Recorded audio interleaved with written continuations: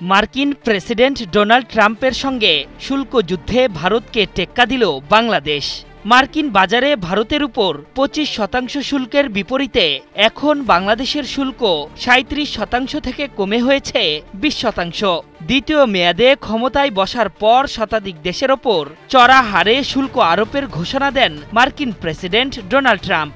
সেই শুল্ক খরগ নেমে এসেছিল বাংলাদেশের উপরও।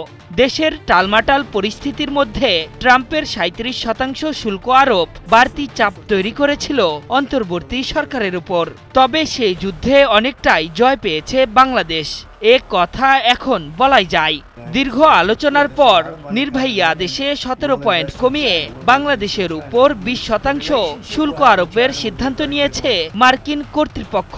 ট্রাম্প প্রশাসনের এমন সিদ্ধান্তে পোশাক রপ্তানিতে প্রতিদ্বন্দ্বী দেশগুলোর সঙ্গে প্রতিযোগিতায় বেশ ভালোভাবেই টিকে থাকবে